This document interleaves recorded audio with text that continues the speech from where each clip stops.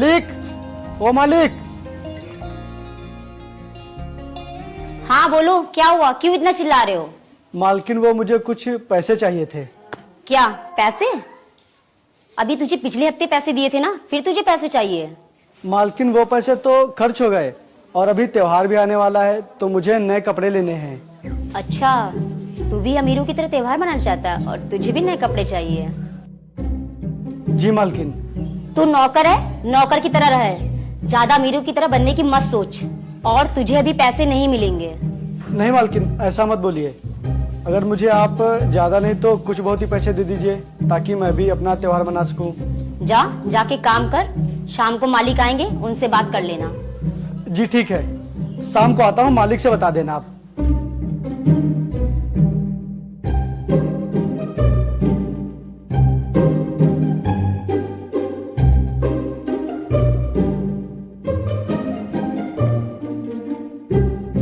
मालिक। हाँ बोलो, क्या बात है? जी मेम साहब, आपने बताया नहीं क्या मालिक को?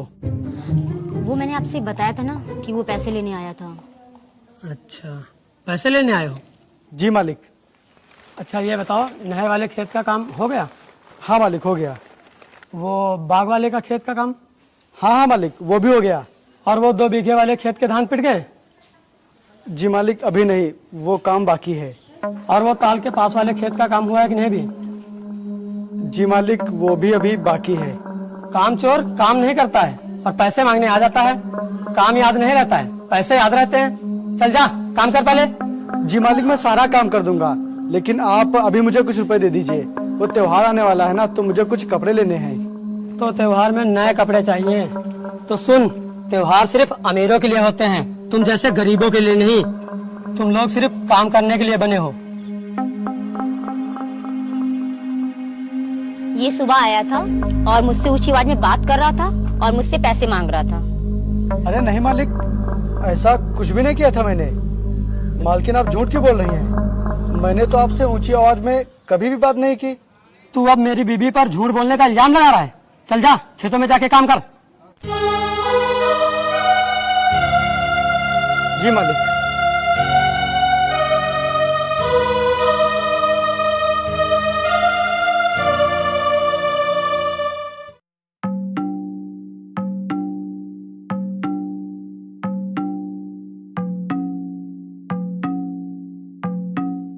अरे प्रदीप, चलो खेतों की तरफ चलते हैं, देखते हैं कितना काम हो गया है। जी मालिक।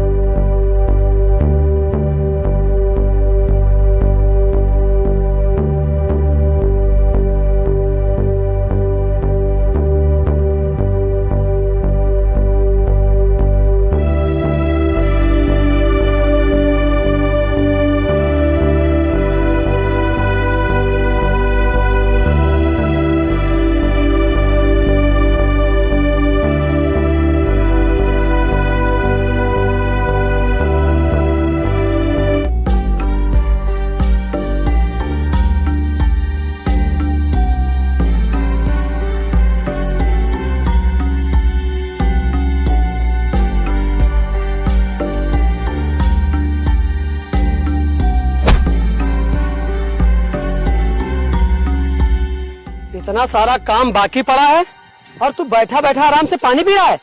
पैसे हर हफ्ते मांगने आ जाता है और काम ठीक से नहीं करता है। अरे नहीं मालिक, वो मैं काम ही कर रहा था। वो बस थोड़ी सी प्यास लग गई थी तो इसलिए पानी पीने लगा था। और मालिक, इस समय मेरी तबीयत थोड़ी खराब सी लग रही है। मैं आने वाला था आपके पास दवाई के लिए पैसे लेने। उस दिन मैंने तुझे पैसे नहीं दिए, आज तबीयत खराब होने का बहाना बनाकर मुझसे पैसे मांग रहा है। मैं तुझे 1 रुपया नहीं दूंगा। नहीं मालिक, मैं बहाना नहीं बना रहा हूँ, सच में मेरी तबीयत खराब है। ज्यादा जुबान मत चला, नहीं मैं तुझे नौकरी से निकाल दूंगा। अरे नहीं मालिक, अब मेरी चाहे जितनी तबीयत खराब हो, मैं आपका सारा काम करूंगा। अब मुझे नौकरी से मत निकालिएगा मालिक। चल ठीक है, पूरा काम खत्म कर। ठीक है। प्रदीप, इस पर नजर रख। जी मालिक।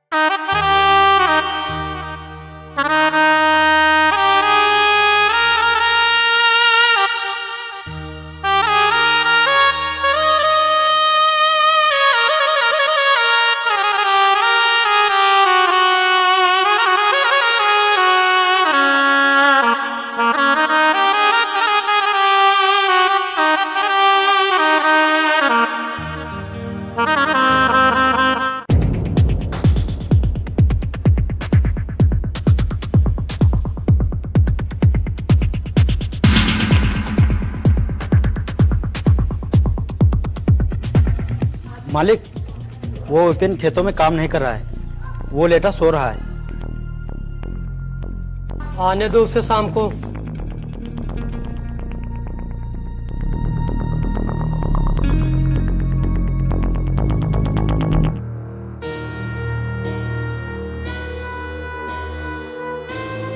अरे मालकिन, एक गिलास पानी दे दीजिए, बहुत देर से प्यास लगी है।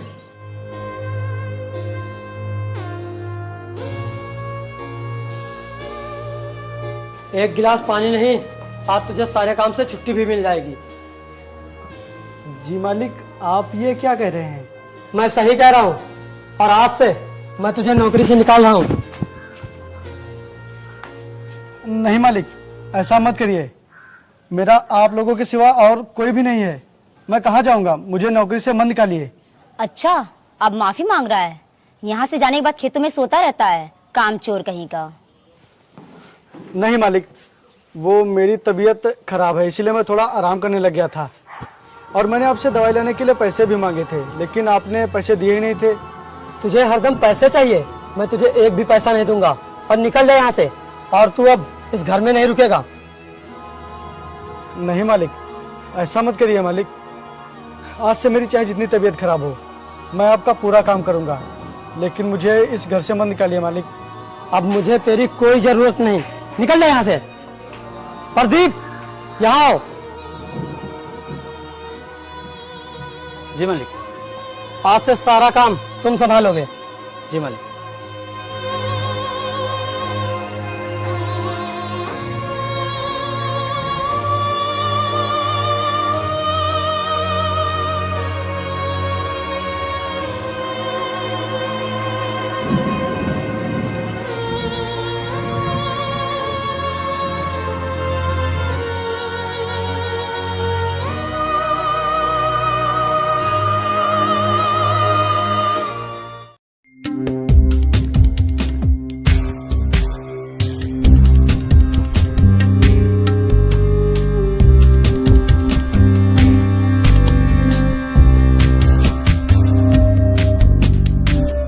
सुनिए, विपिन नाम का लड़का यहीं रहता है? हाँ, वो पहले यहीं रहता था, लेकिन अब वो यहाँ नहीं रहता है, और उसको काफी दिन हो गए नौकरी छोड़े हुए। तो फिर कहाँ गया? पता नहीं साहब, वो गरीब आदमी कहाँ मर रहा होगा। उसका कोई अता पता तो है नहीं, उसका ना कोई घर है और ना ही कोई ठिकाना, तो मुझे नहीं पता वो कहाँ होगा।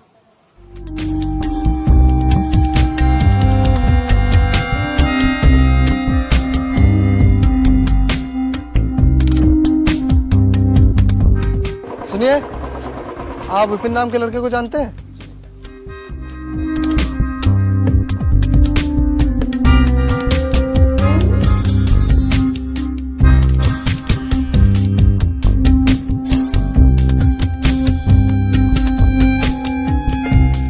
सुनिए, आप विपिन नाम के लड़के को जानते हैं? हाँ, लेकिन अब वो गांव में नहीं रहता।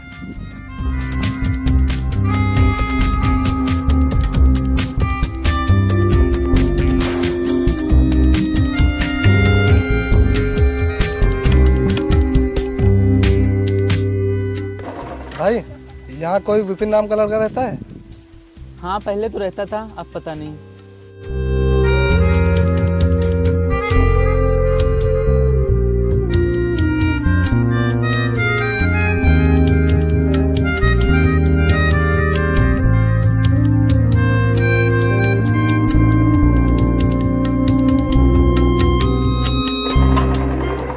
सुनो, क्या तुम इसी गांव में रहते हो? हाँ साहब, मैं इसी गांव में रहता हूँ। क्या तुम विपिन नाम के आदमी को जानते हो? साहब, ये नाम तो मेरा ही है। क्या? लेकिन मैं कैसे मान लूं कि ये नाम तुम्हारा ही है? साहब, आप माने चाहे ना माने, लेकिन ये नाम मेरा ही है। अच्छा।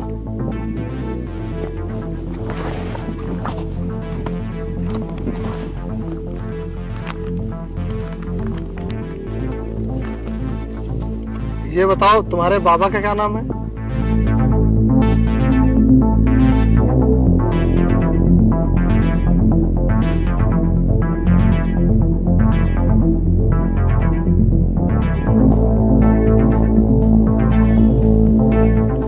अच्छा, मुझे यकीन हो गया कि तुम्हारा नाम ही विपिन है।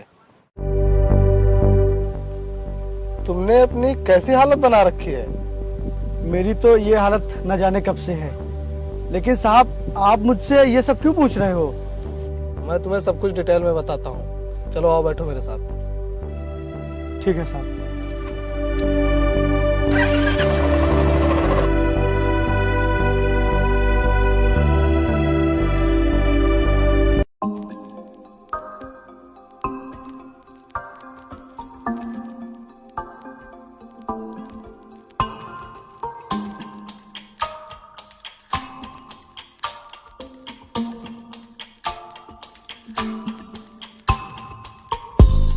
सुनो, हुकुम सिंह कहाँ है? बुलाओ उन्हें।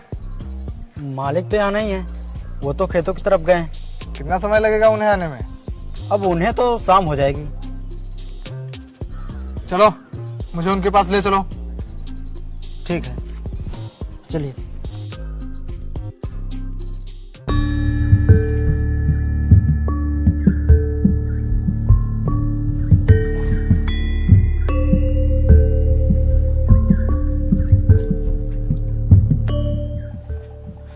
रुकिए मालिक।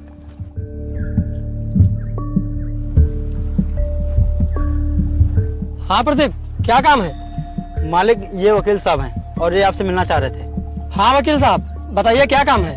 हुकुम सिंह, अब तुम्हें वो अपना मकान खाली करना पड़ेगा और जो 100 बीघे की जमीन पर तुम्हारा कब्जा है उसे भी हटाना पड़ेगा। लेकिन क्यों वकील साहब, क्या हुआ? क्योंकि इस पूरी प्रॉपर्टी का असली मालिक मिल गया है। असली मालिक? अरे मैं ही तो हूँ असली मालिक। अरे क्या मजाक कर रहे हैं आप? मैं मजाक नहीं कर रहा हूँ, आप इसके असली मालिक नहीं हैं। अच्छा, तो फिर कौन है इसका असली मालिक? इसके असली मालिक वो रहे।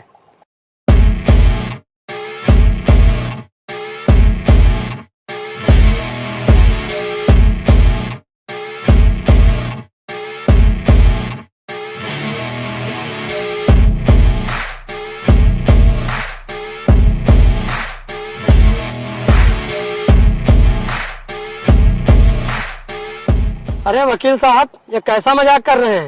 ये मालिक नहीं, ये मेरा नौकर है। और अब तो ये नौकर भी नहीं रहा, मैंने इसे नौकरी से निकाल दिया था।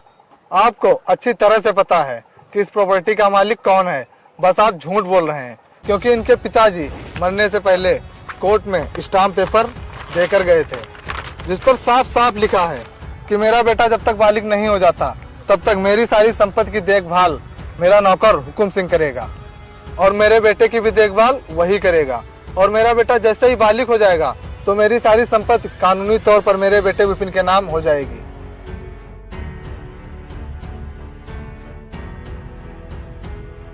बोलो, क्या ये कागज झूठ है? हाँ ये सच है, मैं विपिन के पिताजी का नौकर ही था। वाह वाह, तुम लोग मेरे ही टुकड़ों पर पल रहे थे और मुझे ही 2 वक्त की रोटी नहीं दे रहे थे। तुमने मेरी जमीन पर कितने दिन राज किया, लेकिन मुझे एक एक पैसे के लिए तरसाते रहे। मुझसे मेरी जमीन पर काम करवा रहे थे तुम लोग।